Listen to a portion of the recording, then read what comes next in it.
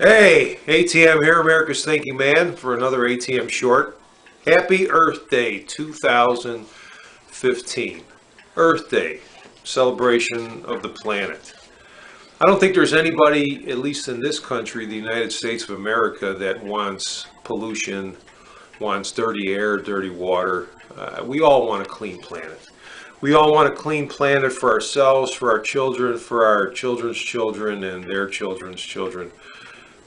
We all want the planet to be clean. The one thing that some of us don't want, though, is the planet to be clean at the expense of the human beings that are here on this planet. People that care more about animal life than they do about human life, there's something inherently wrong with that. Now, I care about the animals on this planet.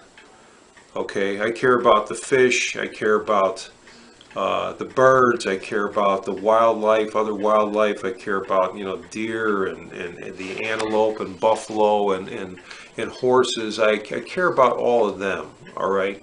But not at the expense of human beings. So we need to be careful with what we do. I went online, I found some predictions from Earth Day. I'd like to read them to you. Civilization will end within 15 to 30 years unless immediate action is taken against problems facing mankind. That's from Harvard biologist George Wald. We are in an environmental crisis which threatens the survival of the nation and of the world as a suitable place for human habitation. Washington University biologist Barry Culmuner. Man must stop pollution and conserve his resources, not merely to enhance existence, but to save the race from intolerable deterioration and possible extinction. New York Times editorial. Population will inevitably and completely outstrip whatever small increases in food supplies we make. The death rate will increase until at least 100 to 200 million people per year will be starving to death during the next 10 years. Stanford University biologist Paul Ehrlich. It is already too late to avoid mass starvation. Dennis Hayes, chief organizer for Earth Day. Demographers agree almost unanimously on the following grim timetable. Widespread famines in India, these will spread. They will include India, Pakistan, China, the Near East, Africa, South America under famine conditions, and the entire world, with the exception of Western Europe, North America, and Australia, will be in famine. North Texas State University professor Peter Gunter. In a decade, urban dwellers will have to wear gas masks to survive air pollution. That's from Life magazine. At the present rate of nitrogen buildup, it's only a matter of time before light will be filtered out of the atmosphere and none of our land will be usable. Ecologist Kenneth Watt. If present trends continue, we will be using up crude oil at such a rate that there won't be any more crude oil. You'll drive up to the pump, tell them to fill her up, and they'll just tell you, sorry, we don't have any gas. Ecologist Kenneth Watt. One theory assumes that the Earth's cloud cover will continue to thicken as more dust, fumes, and water vapor are belched into the atmosphere by industrial smokestacks and jet planes. Screened from the sun's heat, the planet will cool, the water vapor will fall and freeze, and a new ice age will be born. Newsweek magazine. The world has been chilling sharply for about 20 years.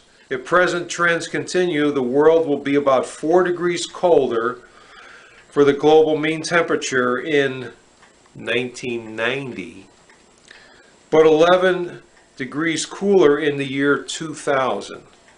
This is about twice what it would take to put us into an ice age. Kenneth Watt. These predictions are from Earth Day 1970. So they were back in 1970 predicting an ice age was coming. We'd be wearing gas masks. There'd be starvation. Crude oil would be pretty much all gone. We'd be out of it. Pollution would be so bad. Again, we'd be wearing gas masks. 100 to 200 million people a year would be dying from starvation. Those were the predictions on Earth Day in 1970 when this whole Earth Day deal started. So, how many of those predictions came true? None. So when people tell you there is global warming, which is now climate change because climate changes, right? It gets cold, it gets warm. You need to be skeptical about it. You need to read, you need to understand that, yeah, the climate does change. I would agree with that. It gets cold, it gets warm, it gets, it moderates somewhere in between. And if you look at history, man has done much, much better when it actually was warmer. You can plant more, there's more time to plant, food production increases exponentially because it's warmer out and it's not colder. So there is a benefit to warmth. Hey, for me, you use less heat. I like that. You may use a little bit more electricity, but we've got plenty of coal here in this country and fossil fuels to produce electricity for, if the government will allow us to do that. But at any rate, Earth Day, 1970 predictions, none of them came true. So the predictions that they're throwing out there in 2015, which is, 45 years later, who knows if any of those would be true. Take all of that stuff with a grain of salt. Enjoy the day. Love the planet. Keep it clean. Pick up your junk. Don't throw anything out. Throw it in the trash. Recycle if you guys believe in that. There's nothing wrong with that.